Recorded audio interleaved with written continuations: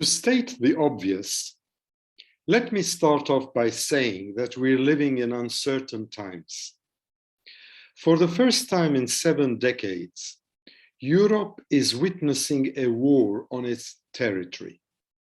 This confuses us, it frightens us, it leads us to different conclusions, and it also means that we start following our most primal instincts, where the truth at times gets lost in the fog of war. But what about speaking truth to power, dare I ask too? This is pretty much how I started my podcast for Middle East analysis with James Abbott earlier this week. But today, on a Sunday, I want to take it further. A priest recently reminded me of a popular Armenian saying, and I'd like to share it with you now. The dogs bark, but the caravan keeps moving. In Armenian, shune ghache, caravana gkale. So as a follow-up to my 54-minute MEA podcast, where I tackled a whole range of questions that James ably threw at me. And by the way, I'll share the link in the description box in case you'd like to listen to that conversation. I'd like today, in this particular YouTube number 40, to focus with far more brevity on a few ancillary points, which I think are quite important in the larger context of the Ukraine-Russia war. And I will leap from one to the other. So welcome once again to my latest episode on what should strictly be the MENA and Gulf regions, but is now expanding and spreading due to the war in the heart of Europe. The first thing I would like to say, and I haven't heard much about this, is the role of the Orthodox Church in this conflict. Now, here and there are hints that the Patriarch of Moscow and all Russia, Kirill I, who has been Patriarch since 2009, based in Moscow, has basically made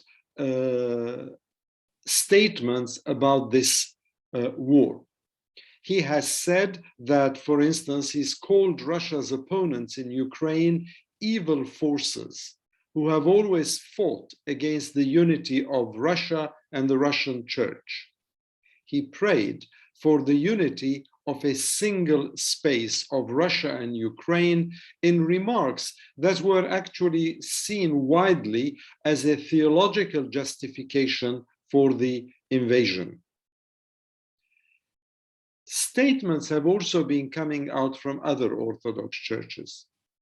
The Bulgarian Orthodox Church, the Serbian Orthodox Church, and also the Church of Jerusalem have asked for prayers for peace without naming Russia as an aggressor.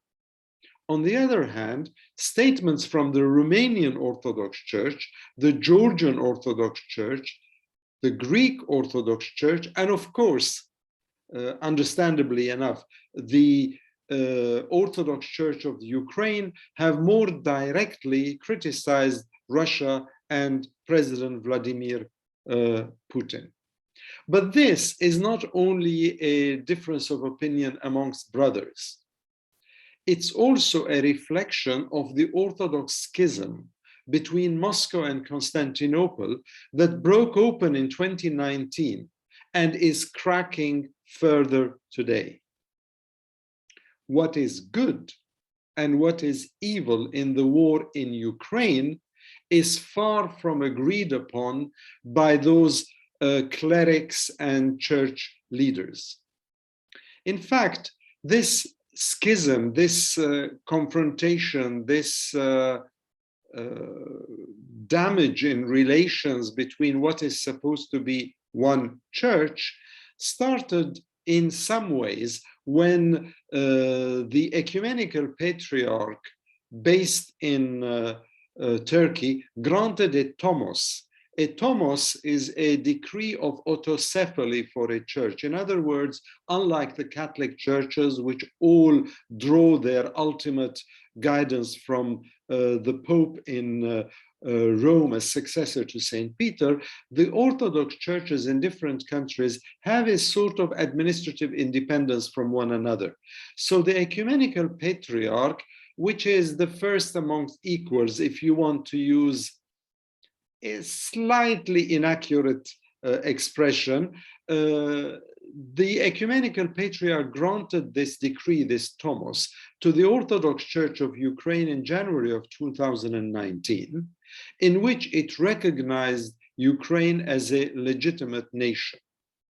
The Moscow Patriarchate, of course, rebuffed this move and broke communion with Constantinople, which meant that parishioners and priests from each side would not participate in communion with each other. In my opinion, and in the opinion of many far, far more erudite theologians, this was the biggest shakeup in the global church of 260 million followers since the split with the Catholic Church in 1054, or even since the Moscow Patriarchate declared itself independent in 1589. This fragmentation was also quite evident to me, actually, before this latest war, this awful war between Russia and the Ukraine. It was evident to me in the MENA region, where many of the Orthodox churches there rushed to defend the Syrian regime and the president against the people who were demonstrating and protesting in the streets.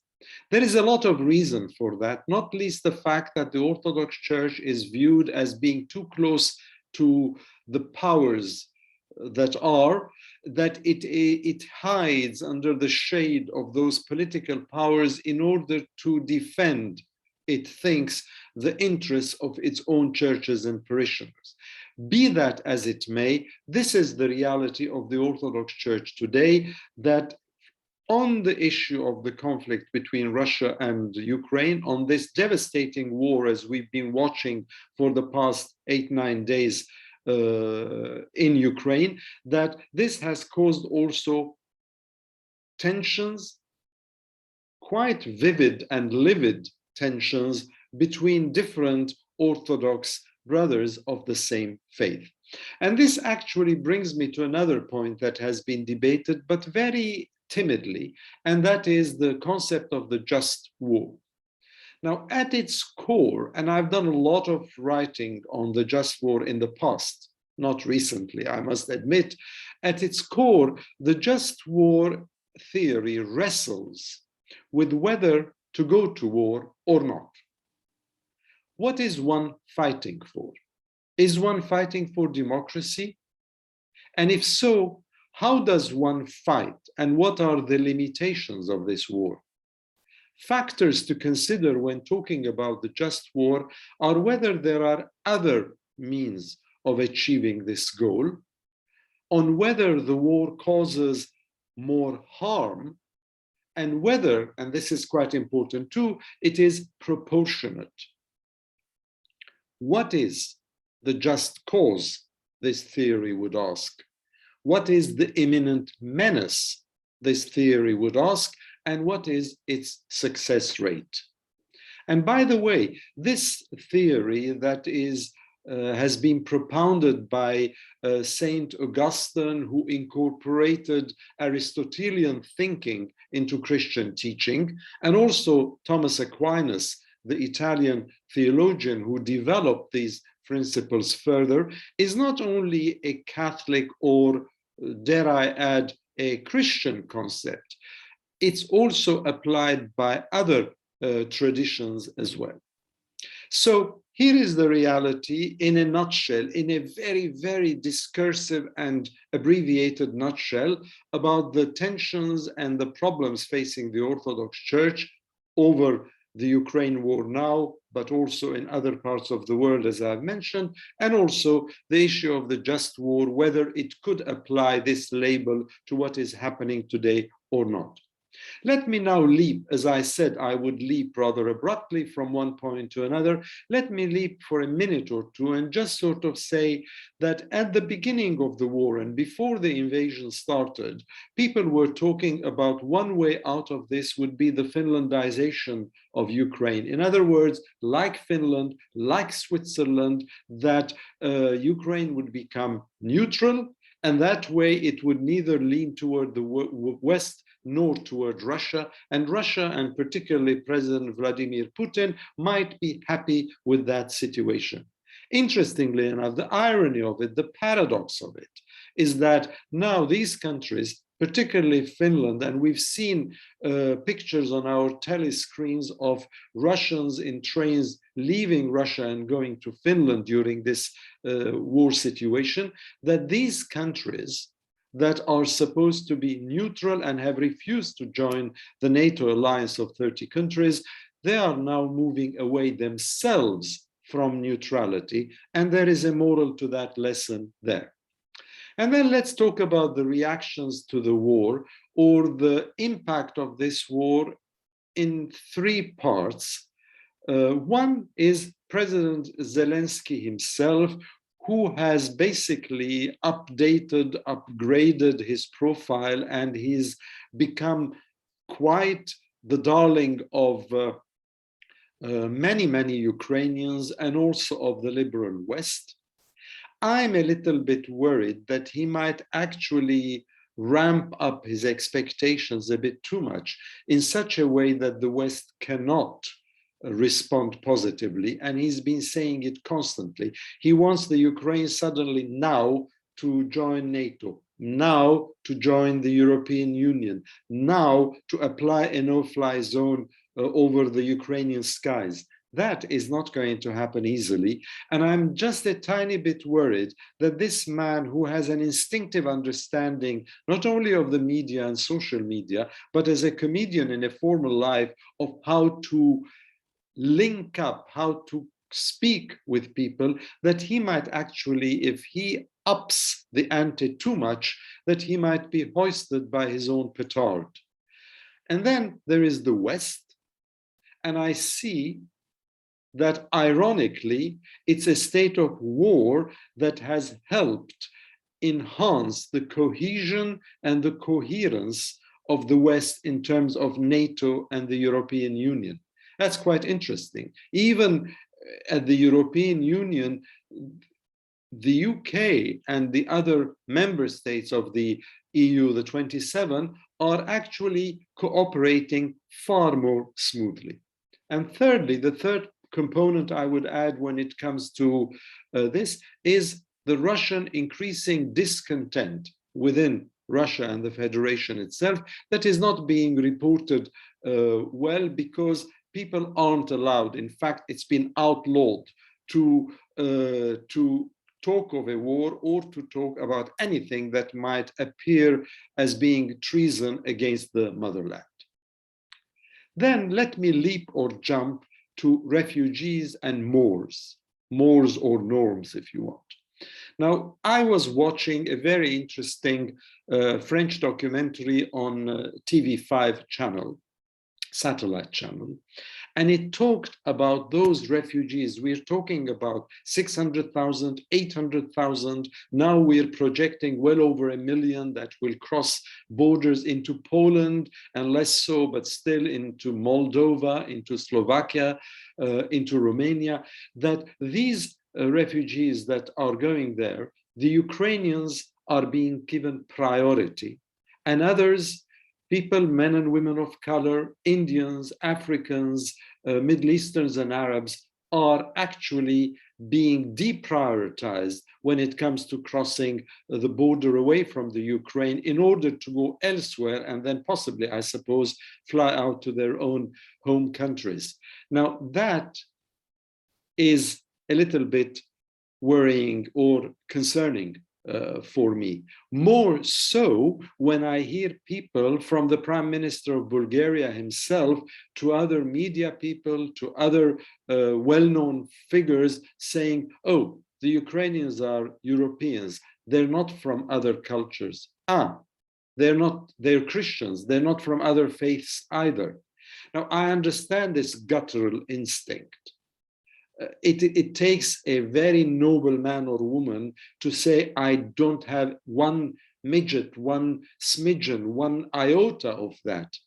But it worries me when in such a situation, those preferences are applied when people are fleeing danger and war zones. What also worries me and concerns me are the double standards that are being applied. The West now, led by our own government and our own prime minister with his 6-point plan that was disclosed yesterday, that what we're seeing is that we are talking about sanctions, applying all sorts of sanctions, cultural, sports, anything and everything that we can, we will try to sanction. Well, anything and everything, yes, but maybe not so much all the peerages and oligarchs that help us. That is another story. I won't go there. But when we talk about those sanctions, what are we actually doing? We are actually saying, yes, we are applying BDS, boycott, divestment, sanctions. We are applying these against Russia. So I scratch my head and I say, Harry, what about then those BDS sanctions against Israel that the Palestinians and others have been calling for, because Israeli occupation commits so many crimes against humanity in those occupied Palestinian territories? Then I scratch my head even further and I say, hold on, what about the huge colossal war in Yemen and the devastation of a whole human population there? Then I say, what about Syria and Iraq? When the Syrian regime was wreaking havoc, it still is, with the help of Russia in Syria and parts of Syria. Why not there and only here? I've scratched my head over and over again to try and see what the distinct differences are. And you know what I come up with? I say, but the people in the Ukraine, these are our people. They're like us, Europeans. The others, they're people far away from the European continent, even farther away than those in the Baltic states. And you know the big discussions we had during that war. So my concern is there. It is quite vivid, and it goes against my own grain. Maybe Sun Tzu, the famous military strategist, would have seen it differently. This is how I see it. So forgive me if you call this naive innocence.